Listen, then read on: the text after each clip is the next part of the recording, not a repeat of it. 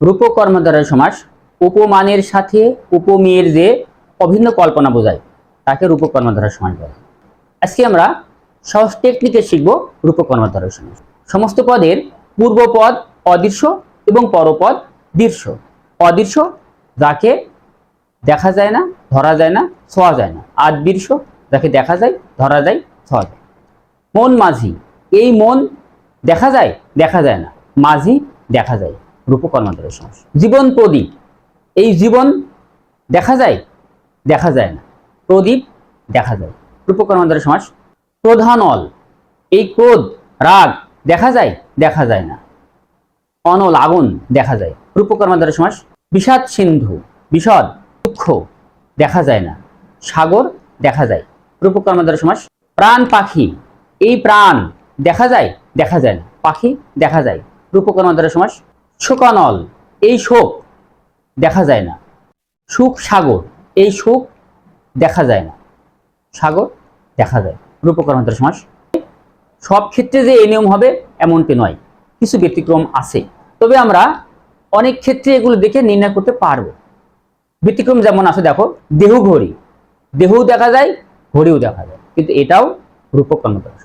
আমাদের একটি জিনিস লক্ষ্য করতে হবে যে উপমানের সাথে উপমেয়ের যে অভিন্ন কল্পনা বোঝায় তাকে বলা হয় রূপক কর্মধারয় সমাস। মন দেখা যায় না, কিন্তু মাঝি দেখা যায়।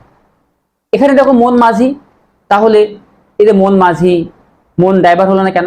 মন ড্রাইভার, কারণ আমরা জানি যে ড্রাইভার যে রুটে গাড়ি চালায় একটা নির্দিষ্ট রুট থাকে, নির্দিষ্ট রাস্তা থাকে, সেখানে কিন্তু নিয়ম কারণ আছে, মেনে চলতে হয়।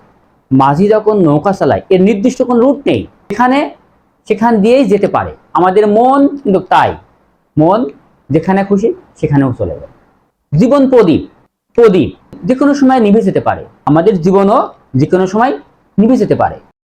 প্রাণ পাখি, পাখি যে কোনো সময় উড়ে যেতে পারে, কিন্তু এই আমাদের প্রাণ, প্রাণ যে কোনো সময় চলে যেতে পারে, উড়ে যেতে পারে।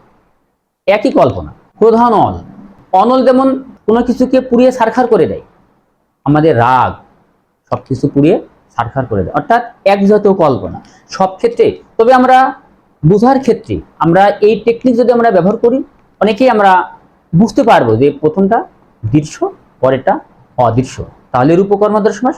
আর যখন আমরা ব্যাসবাক্য করব, মাঝখানে একটি রূপ দিয়ে দিব, তাহলে রূপক কর্মধারয় সমাস হয়ে যাবে। তবে সব ক্ষেত্রে যে হবে এমনটি নয়। যারা এইচএসসি 2024 পরীক্ষার্থী, অর্থাৎ সামনে বছর অ্যাডমিশন দিবে, তাদের জন্য ভেড়ামারাই মহিদুল বাংলা ভাষা ও ব্যাকরণ চর্চা কেন্দ্রে চমৎকার ব্যবস্থা করেছে। অ্যাডমিশনের বাংলা বিষয় সম্পর্কে সম্পূর্ণ কোর্স নিয়ে আসছে। ক্লাস শুরু হবে এইচএসসি পরীক্ষার পর, কিন্তু এখন থেকে রেজিস্ট্রেশন করতে পারো। বাংলা অ্যাডমিশনের পূর্ণাঙ্গ প্রস্তুতি করে ফেলতে পারবে। সুতরাং আর দেরি না করে প্রস্তুতিতে ভর্তি হয়ে যাও। ভর্তি হতে চাইলে কমেন্ট বক্সে জানাও।